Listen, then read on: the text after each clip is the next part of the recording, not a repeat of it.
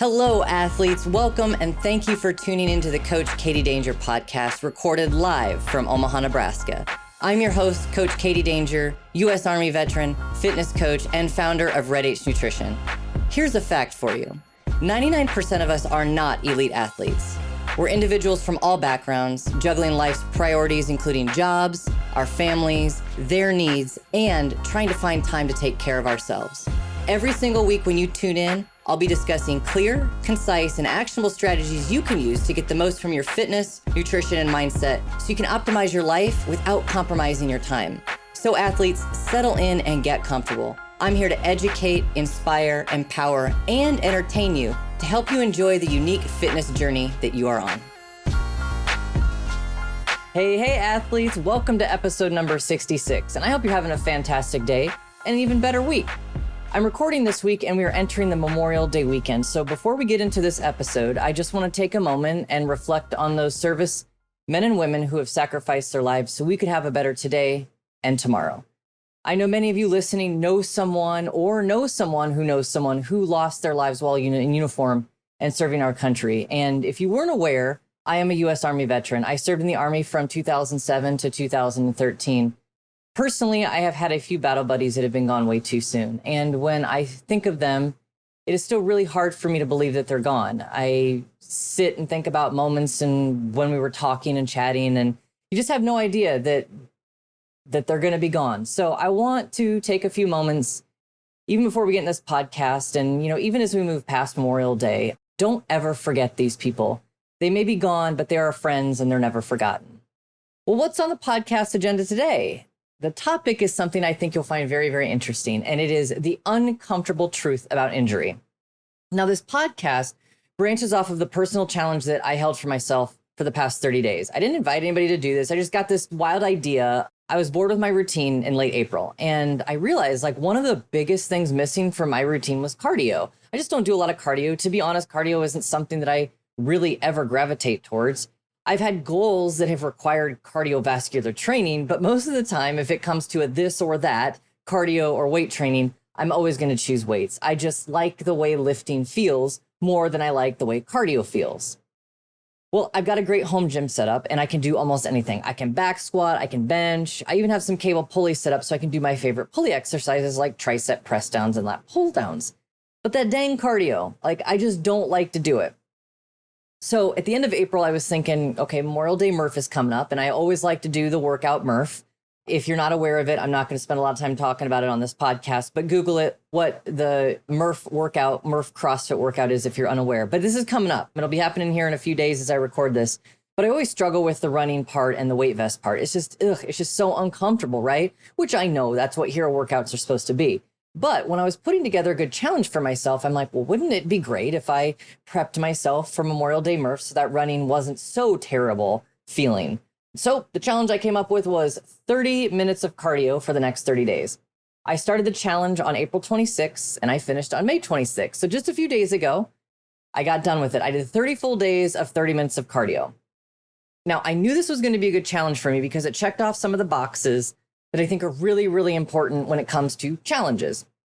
Number one, it's totally doable. There is no reason that I could not do 30 minutes of cardio a day for 30 days. I'm not injured, and I can easily find 30 minutes in my day to get cardio in. I also have a treadmill at home. So once again, no excuses even if the weather's crap. So really, there was no reason why I couldn't do it. Number two, it was just hard enough where it would suck a little. And I don't think a challenge should be too easy, but also shouldn't be so hard that you have to completely rearrange your life around it, because then it becomes very difficult. And oftentimes that's when we fall off the wagon and we don't stay compliant or accountable. And then number three, it would be easy to scale it up or down depending on how my training stimulus was coming along. So I could run faster. If I happen to not feel so good one day, I could just walk. The foundation of the challenge was 30 minutes of cardio. And then how I decide to interpret that from day to day is essentially how I'm feeling. How is my training stimulus coming along? So for example, I hate wearing a weight vest. It's just not comfortable for me. I've hated wearing training vests. I've hated wearing rucks, heavy rucks since I've been in the Army. It's just not something I enjoy. But I really wanted to train for Murph, and I wanted to enjoy the running aspect of it. Everything else, the bodyweight movements with a vest, they're easy for me, but it's a dang weight vest. So for my cardio efforts, for 90% of my cardio days, 25 out of the 30 days that I did it, I wore a weight vest. And I have a 20-pound weight vest. So I was making it harder for myself, but it still wasn't out of reach, right? So it goes back to that goal setting principle that I mentioned before. Not easy to do, but also not completely out of the realm of possibility. So I made it just a little bit harder on myself, improve the training stimulus. I started out very, very easy. I just started walking. I have a treadmill at home, like I said, so I slapped on my weight vest and I walked for 30 minutes. And after a few days, it started to feel pretty easy. So I started doing running intervals. At first, the running intervals were easy too. It was 1 minute on every 5 minutes. Then after that got to be easy, I ran only during the commercials that run. So I like to bring up my iPad and I watch ESPN and stuff while I run. And I was like, okay, just during the commercials. And I will tell you, like, there are lots of commercials and they are very, very long. So anyway, I started running just during the commercials. So I amped it up a little bit. It ended up being like 3 to 5 minutes every interval until I got to 30 minutes. And then my goal on the very last day, like I knew when I started, like I want to run with a weight vest on for the full 30 minutes. So I got to day 27 and I was doing intervals of 3 on, 2 off, which put me at 18 minutes. And then the day before the 30th day, so day 29, I did 25 minutes of running. And then the final day I did 30. So you can see how I like progressively trained and overloaded myself, but just enough to elicit a good training stimulus. I didn't get injured at all. It was actually really, really enjoyable. And the whole point of me telling you all these fine details of my progression is that I successfully completed this whole challenge. And I was really smart about my training too. There were days where I found myself a little bit more sore than others. So instead of running, I just kept the foundation of the challenge and I walked. I just did 30 minutes of cardio. You know, I'm like, I don't need to run today. I don't need to push myself for the sake of just pushing myself to be hard. I was still within the foundation of the challenge, which was 30 minutes of cardio. And that's all. Anything above and beyond was always icing on the cake. I was only competing with myself. And the only person I had to be accountable to was myself. I had a good time. And I had such a good time that I decided for June, I'm going to execute on another challenge. It also fits into all the blocks that I mentioned earlier. It's totally doable. It's scalable. There's lots of ways to make it harder. And what I'm going to do is for the next 30 days, starting on June 1st, I'm going to do 100 lunges a day. It's totally doable. It's not going to be easy. There's so many other ways you can scale it, like I mentioned. And depending on how my body feels from day to day, I can also, take it back a step or I can ramp it up. I got really excited about the challenge and I shared it with some of the athletes in the VIP community and it blew up. Like I could not believe the response that I got. I just checked the post today that I put and there's over 600 comments on that post. And as of within 24 hours of posting that challenge, there are over 300 athletes who have signed up with the June challenge as well. So there are lots of people who want to do 100 lunges a day for the next 30 days. And I love it. I love it. In fact, some of you listening might have already signed up. But here's where it gets tricky. So I love coaching. I love leading others. But what I found is I'm going to have to get very good at leading others on listening to their own body. The only requirement of the challenge coming up is that you do 100 lunges a day. That's it. It doesn't matter, like, do you break it up? But I got a lot of questions already. And then I realized, like, man, I've got to be very clear on this. So I'm also hoping that this podcast, one, that some of the challengers listen to it, but this helps you understand how you can train, progressively overload, and feel okay about taking a step back so you don't get injured. Some of the questions I've got on this challenge specifically are, do all the lunges have to be done at once? Do we have to use weight? Can we use weight? Do we have to do them equally on both legs? So do I have to do 50 on one leg, 50 on the other? What if I have bad knees? And this is where the challenge of being a coach comes in. I wish that I could snap my fingers and give everyone a magic formula for knowing thyself, right? Like, you know exactly what's good for you. You don't need a coach to tell you, but then I wouldn't have a job. Like, I wouldn't even be having this podcast if everybody knew all of these little things that I've learned over the years. But ultimately, my goal as a coach is to help an athlete learn about the awareness of their body and be patient and be able to guide themselves to whatever their goal may be, whatever promised land it is that you want to get to. That is my job as a coach, is to guide you on your journey, not force my beliefs and the way that I train down your throat. I feel that a lot of athletes, whether it's this upcoming challenge, the 100 lunges a day in 30 days, or just general training plans, you get so gung-ho and you go too hard, too fast. They want to keep up. They want to follow the crowd. They want to be a part of the majority. But I am here to tell you that that is the fastest ticket to messing yourself up and succumbing to injury. If there is one gift that I have acquired over the past 18 years of fitness experience, it is being able to be disciplined enough to listen to my body. I listen to my body every single day and I respect what it says. I do not push it harder than it feels, But it didn't come easily. Like there were lots of times where I just said, screw it. I did it anyways. And I ended up injured and losing way more training days. Like one rest day versus weeks or months off due to injury. I'd rather take one rest day, right? Like who wouldn't? So I'm not training for any event right now. I'm not required to be at any certain level of fitness for a job or a competition.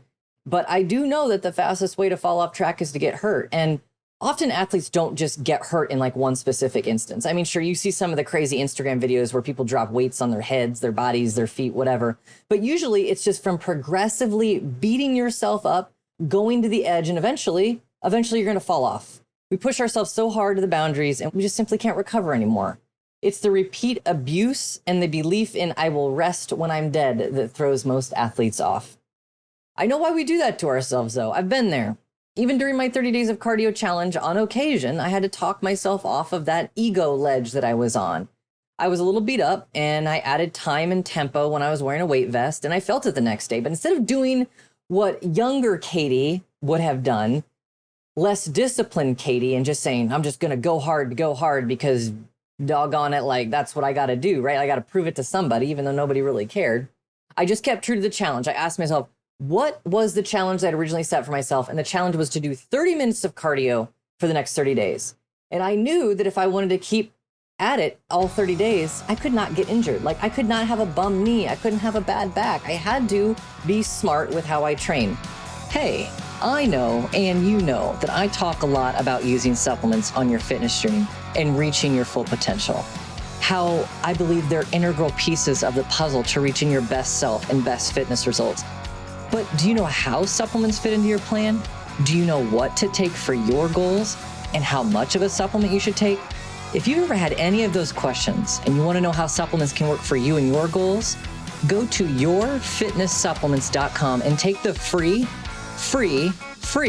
3-point personalized supplement assessment. And with just a few questions, you'll have a complete personalized supplement recommendation in less than 60 seconds. You'll know more about how supplements fit into your fitness goals, what's safe, and what's effective and perfect for you. So type in yourfitnesssupplements.com in your internet browser, take the free assessment, and get on the fast track to your best fitness results. And guess what? You guys, I survived. My ego came out of it just fine. I came out of my challenge without a single injury. I have no knee pain, no chronic fatigue, 30 minutes of cardio for 30 days at age 35. And the one small little win that did come out of it, besides not getting injured, is I found I lost 1% of body fat over this, which, I mean, it's 1%, but it's still something to boast about, right? It's a feel-good goal. It's a vanity metric. You're probably like, why am I telling you off of this? It is not to brag on myself. I don't need to brag on myself to you guys, but I want to express what happens when you listen to your body. It talks to you. Everybody's body talks to you. My body talks to me. Your body talks to you. It's just, are you listening to it? Now, some people are going to call this gut instincts, whatever you want to call it. It's just listening to your body and you'll hear it. Once you hear it, you're going to want to listen. There's a lot of hard nut coaches out there. They're going to tell you to put your head down, embrace the suck. Now, there is a time and a place for that. There really is. After all, most of you listening are probably not training for the Navy SEALs. That would be a time and a place for embracing the suck. Basic training is a place to embrace the suck. But in your daily training, your daily longevity training just to be the best version of yourself, that is not the time and the place to embrace the suck just for the sake of proving to a hard knot coach that you can hammer away endlessly without any repercussions to your body. If you're training to live longer, if you're training to be healthier and prosper well into your old age, you've got to listen to your body. Your training now is to mitigate the effects of aging, not to hasten it. We don't want to get older faster. We don't want to be laid up, broken bones later on in our lives. We want to be healthy, happy, standing on all of our legs, going to the bathroom by ourselves, feeding ourselves, being able to drive well into our golden years. And one skill of a well-seasoned and wise athlete is to listen to your body. Anybody can do this. At any point in your fitness endeavor, you can do this. You can stop and say, I'm going to listen to my body this time. I know most of you want to move mountains, but you can't move mountains when you're broken and beaten down. I believe that you can all do better for yourselves if you start to listen to that little voice in your head that tells you, you know, maybe today we can dial it back a little bit. So next week we can go a little bit harder. How do you listen to your body though? Well, I knew you were going to ask that. So I came up with my best suggestions. I came up with, this is what I do when I get to that crossroads where I'm like, I want to train hard and my ego is just a little bit fragile, but at the same time, I know better because I've been there before. So here's what I do. I ask myself, if I'm going into a workout and I'm not very jazzed up about it, I ask myself, why? Why am I not excited about this workout? I know yesterday I was excited. I know the day before I was excited. Why am I feeling today that I'm just not really feeling it? Am I tired? Did I have a crappy day at work? Am I recovering from an illness? Did I have my period? Was there a max out attempt or a PR attempt in one of my workouts in the past few days? All of these things affect how our body feels. The food we put in our body, that affects how our body feels. Did you like crap yesterday? You know, why? You've got to ask yourself why. That's where awareness starts. It's asking yourself why and getting real with yourself.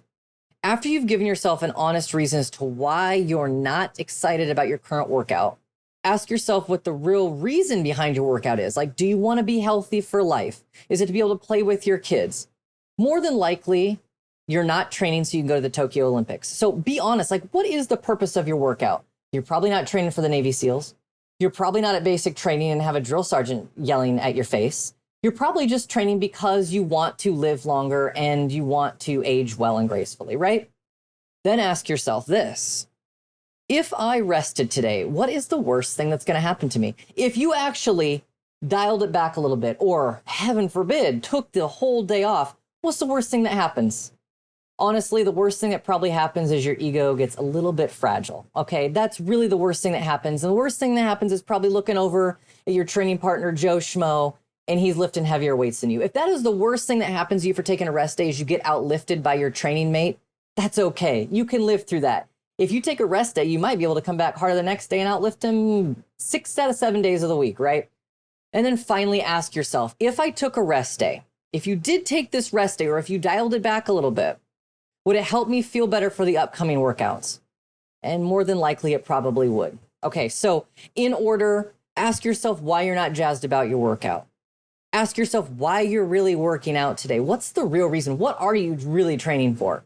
And then if you did take that rest day, or if you did dial it back a little bit, what's the worst thing that happens? And if you took that rest day and dialed it back, how is it going to make you feel for your upcoming workouts? Ask yourself those questions. That's how we build awareness. That's how you build that discipline and being able to listen to your body. You got to ask it questions, especially if you're new to this game. I'm sure it's talking to you. I'm sure it's told you many, many times that you shouldn't pick up that barbell as heavy as it is, and you knew better. So now start to ask yourself these questions, gain some awareness, and have a little chit chat back and forth with yourself to kind of gain clarity on what you're actually working out for. And worst case scenario, you took a rest day. Where are you at in your training? Where do you want to go with it long term? And what is the context of the training plan that you're currently working in? Athletes, I have had my fair share of coaches who would probably gasp at the fact that I'm telling you to maybe take a rest day if you need it. They would I've been told over and over again, suck it up, keep grinding, put your nose down, don't be a little bitch, suck it up. Whatever the phrase is, I've heard it before. And I can tell you right now that none of that advice has ever paid off. It never got me anywhere better in my training routine. Every coach who has ever told me to just suck it up or embrace the suck, and who never listened to my training concerns, it never helped me. That advice has never, ever served me. If it has served you, I would love to know how it served you. So let me know if it has. I am very open to other people's opinions and ideas. This is just my experience with the past 18 years. I do believe in rest days. I don't know why some coaches don't. I just think it's silly. Recovery happens when we sleep. We get better. We build ourselves back up when we eat, when we sleep, when we recover. If you keep breaking something down over and over again, it never is able to recover and repair the pieces. We can think of so many metaphors, so many analogies for why this applies. You know, you think of erosion in soil. I mean, that's a really easy one. Maybe sounds kind of cheesy and off topic here for this podcast, but if you continue to wear things away, they never get better. You cannot build on a broken foundation with a bunch of holes in it. You just can't. Listen to your body, take that rest day, and you'll be glad that you did. And if you must absolutely go to the gym because your brain is wired that way and you have to do something, go for a walk, stretch. There's so many other ways to honor your body outside of beating the shit out of it day in and day out, just for the sake of being a hard mofo. Okay, you just don't have to do it.